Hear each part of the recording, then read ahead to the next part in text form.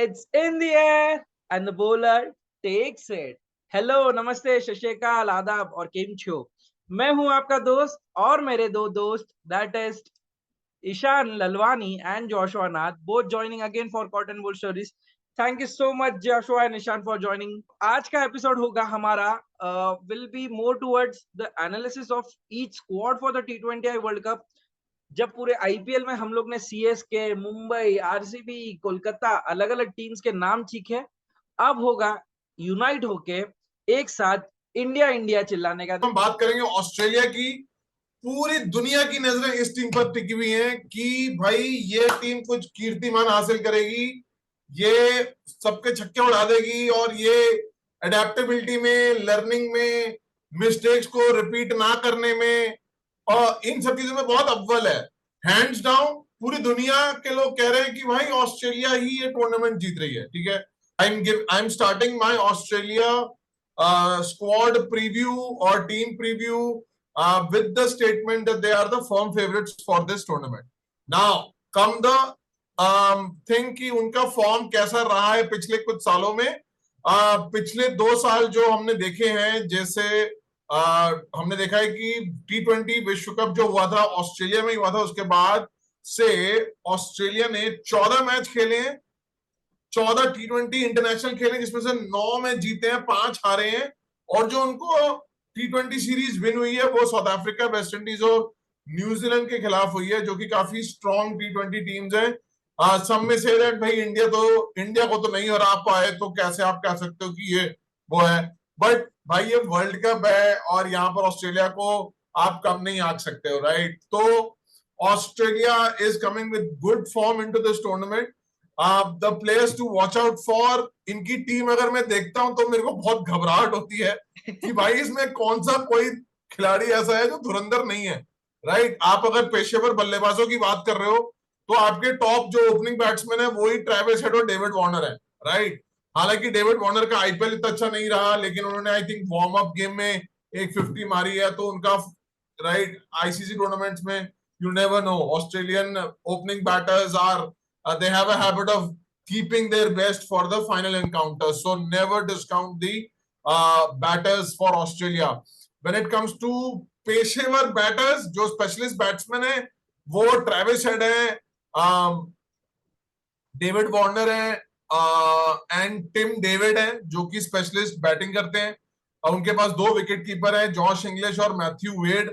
कौन actual playing 11 में आएगा वो ये डिपेंड करता है कि कौन सा रोल वो खिलाड़ी को देना चाहते हैं, क्योंकि 2 अलग अलग वो 2 अलग अलग रोल्स प्ले करते हैं। Matthew Wade is more of a finisher and till last World Cup and before that he was one of the better finishers in T20 game.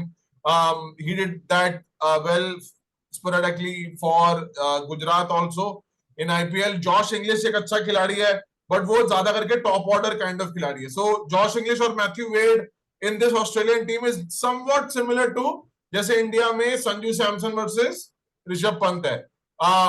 My feeling is that Josh English may start in the playing 11, but the rochak part comes with the all-rounders. You have such big hitting all-rounders. Mitchell Marsh जो कि captain है वो already एक genuine allrounder है, इसके साथ आपके पास genuine allrounder की भरमार है। यहाँ पर ग्लेन मैक्सवेल है, यहाँ पर कैमरून ग्रीन है, मार्कस स्टोइनिस है, बहुत से चारों खिलाड़ी टॉप 1 से लेकर 100 तक बैटिंग कर सकते हैं किसी भी प्रकार से। इनको बस चाबी घुमाइए और उनको बोलिए भाई साहब आपको 15 गेंद में 30 रन बनानी है, आप जाके बनाइए, और ये पूरी कोशिश करेंगे, ये बना सकते हैं, right? So allrounders are too good for them.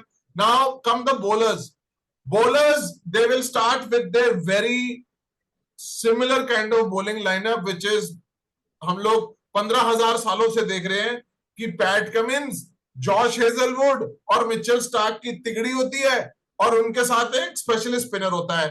इस परिप्रेक्ष्य में एडम जैम्पा वो स्पेशलिस्ट स्पिनर बन जाता है, राइट? जो टेस्ट मैचेस में नेथन लायन काम करता है, T20s एंड वनडेज में एडम जैम्पा करते हैं। तो ऑस्ट्रेलिया की बॉलिंग लाइन है तो पहले से सेट है। It will be Pat Cummins, Hazlewood and Mitchell Starc along with Adam Zampa the specialist. Now 4 allrounders में से क्या चारों को मौका मिलेगा? मिचेल मार्श भी खेल सकते हैं, सॉरी मिचेल मार्श तो खेलेंगे, कप्तान है। Cameron Green, Marcus Stoinis, Glenn Maxwell. I feel that all four of them could play in the starting 11. So therefore, the starting 11 could look like David Warner and Travis Head at the top, followed by Josh Inglis at number 3. Then comes Mitchell Marsh at 4 and Glenn Maxwell and Cameron Green और slash Marcus टॉयनिस, उनमें से कोई भी होगा. फिर जो ऐसे में आपके 7 खिलाड़ी बन जाते हैं एंड देन आपके 8, 9, 10, 11 are Pat Cummins, Mitchell Starc, Josh Hazlewood and Adam Zampa. That's how the playing 11 ends.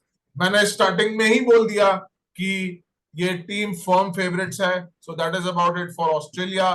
एकदम डिटेल्ड में, एकदम ही कवि की तरह मुंह से सिर्फ और सिर्फ शायरी की तरह पूरा टीम अनाउंस कर दिया. पता भी नहीं चला लोगों को कि किस तरीके से प्यार से टीम के साथ साथ फेवरेट्स भी कह दिया ऑस्ट्रेलिया को, cap player to watch out भी कह दिया. ऐसा होता है हमारा एक्सपर्ट, दैट इज जोशुआ.